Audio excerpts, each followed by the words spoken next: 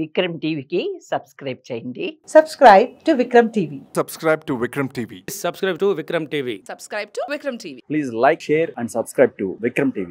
నిజమే సార్, ఒక ఆలోచన అంతమందిని సేవ్ చేయడం జరిగింది, కానీ టెన్షన్ పడుతుంటారు చాలా మంది. అవునండి.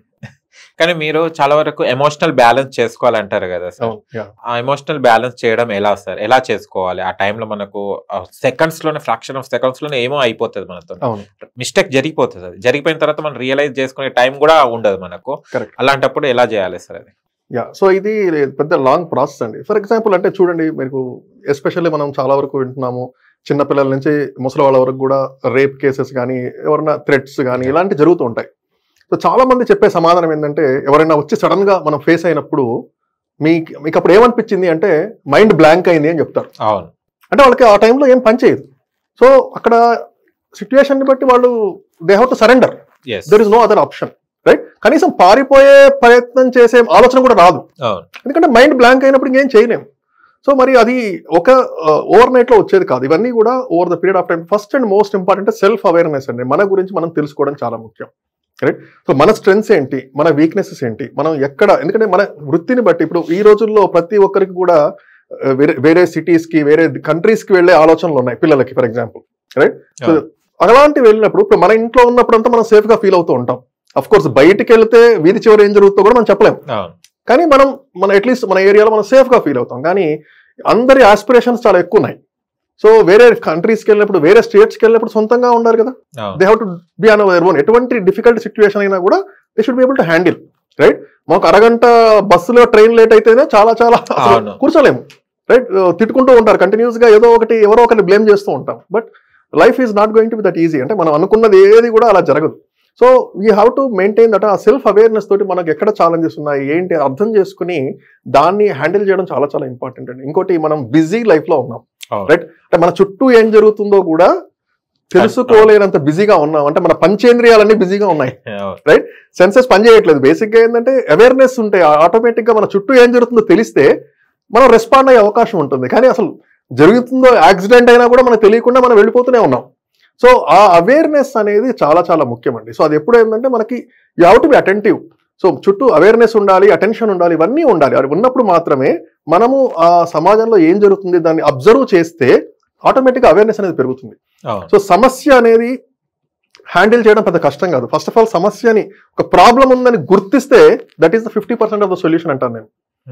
Solutions are easy nowadays. మీరు ప్రాబ్లం చెప్తే గూగుల్లో వెతికినా కూడా సొల్యూషన్స్ వస్తాయి, ఎవరు అడిగానో సొల్యూషన్ చెప్తారు. కానీ ఫస్ట్ ఒక ప్రాబ్లమ్ ని ఐడెంటిఫై చేయాలి, యాక్సెప్ట్ చేయాలి. మనం జనరల్ గా ఏంటంటే we don't accept problems. For example, నేను చాలా మంది స్టూడెంట్స్ తో ఇంటరాక్ట్ అవుతాను. ఇక్కడ ఎంతమంది ఎవరైనా అబ్బాయి వచ్చినప్పుడు మీ దగ్గరికి కొంచెం టీస్ చేయడానికి వచ్చినప్పుడు you are ready to face అంటే అందరు చేతులు లేపుతారండి. They don't accept the problem because they are not ready. నేను అడుగుతా, ఫిజికల్ గా ఎంతమంది రెడీగా ఉన్నారు మీరు అంటే నెమ్మదిగా ఒక చేయి దగ్గుతుంది, మెంటల్ గా ఎంతమంది ఉన్నారు ఒక్కొక్క చేయి దగ్గుతుంది. But we don't. సరే, ఎప్పుడైతే మనం యాక్సెప్ట్ చేస్తామో I'm not ready to face, then they have to prepare themselves mentally. అది మార్షల్ ఆర్ట్స్ అవ్వచ్చు, ఏదో ఒక రకమైన మెంటల్ టఫ్నెస్ అవ్వచ్చు. కానీ అది ఎప్పుడు మనం సెల్ఫ్ అవేర్నెస్ ఉండాలి. ఐఎమ్ నాట్, ఎందుకంటే అందరూ ఐ కెన్ హ్యాండిల్ అంటారు, ఏది ఒక మోటివేషన్ తోటో లేకపోతే ఏదో అందరూ ఏమనుకుంటారు నా గురించి అని అంటారు. కానీ మనం యాక్సెప్ట్ చేయగలిగితే అప్పుడు ఏం చేయాలో అది చేస్తాం. కానీ first of all you don't even accept. So self accept అనేది వెరీ వెరీ ఇంపార్టెంట్. అంటే నాకు ఆబ్వియస్ గా only when we know hour weakness you can work up on them.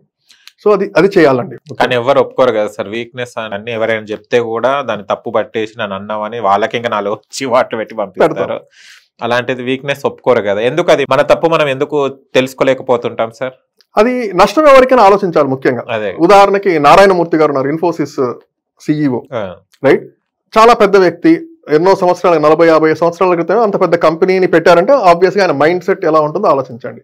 So తను కూడా రీసెంట్ గా ఒక ఇంటర్వ్యూ విన్నాను, తను చెప్పారు, నాకు ఉన్న జ్ఞానం limited. For example, financial awareness నాకు అంతగా లేదు, నాకు అంత నాలెడ్జ్ లేదు.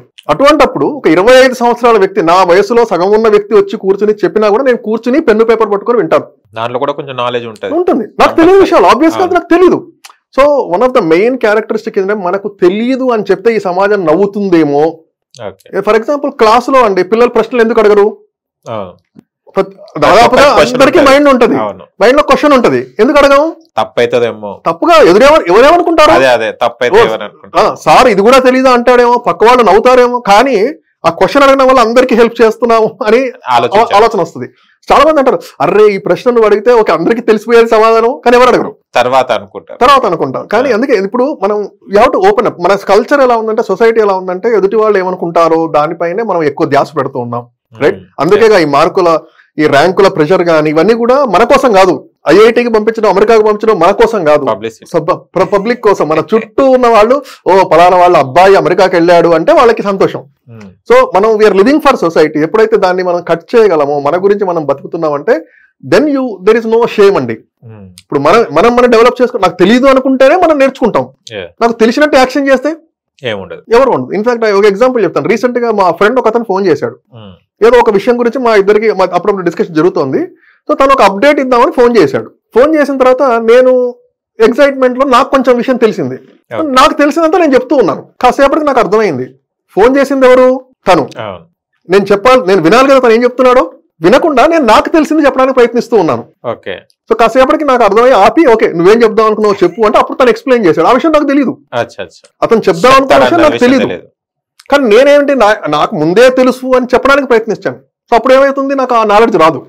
సో మనం ఎప్పుడైనా వినడానికి సిద్ధంగా ఉండాలి, తెలియదు అని యాక్సెప్ట్ చేయాలి. తెలిసినట్టు నటించినా, తెలుసు అనుకున్నా కూడా మనకి నేర్చుకోవడానికి ఉండదు. సో దాని ద్వారా మనం వెనకబడిపోతాము.